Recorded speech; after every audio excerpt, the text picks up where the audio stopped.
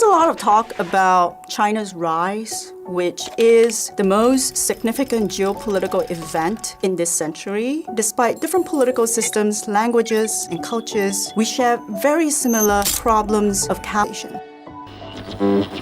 My name is Yunyuan Ang. I am a professor of political economy at Johns Hopkins University. When people talk about China's rise, it typically is accompanied by a sense of awe. People want to know, what did China do right? What is the secret recipe? What is the one thing they can copy in order to become rich like China? China's rise has two sides. Yes, you have heady, stupendous growth, but you also have corruption, inequality, financial bubbles, pollution, a general sense of moral decadence. This two-sided gilded rise is not unique to China. The closest historical parallel, you'll be surprised, is actually found in the history of the United States, the Gilded Age of the 19th century. We are now looking at China that has a 40-year record of stupendous heady growth with clear signs of a bubble bursting.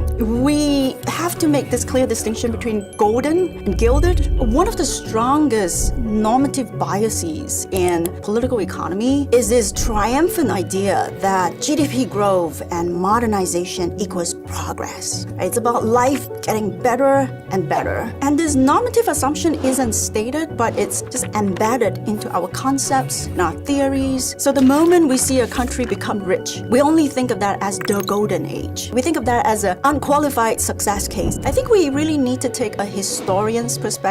We need to be reminded that modernization is not all progress. Like, to be sure, there is progress. Like, you can see me, right? A woman sharing political economy knowledge with you. Without modernization, that's not going to happen. But on the other hand, that process is also highly disruptive. We have climate change, for instance, and there are many people who are, in fact, excluded from this process, who are the losers of modernization. That perspective adds up to the metaphor of a gilded age. The way economic analysis is set up is that variables tend to be one-dimensional. So GDP growth is a one-dimensional variable. It's not able to capture the quality of growth in the national income growth. Whereas when you use a metaphor like gilded age, that metaphor, almost like a pictogram.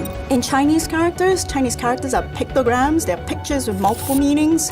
And so a metaphor of gilded also has this function of carrying multiple meanings within it. And it reminds us that when we see something that is dazzling, that glitters, it may not be real gold underneath.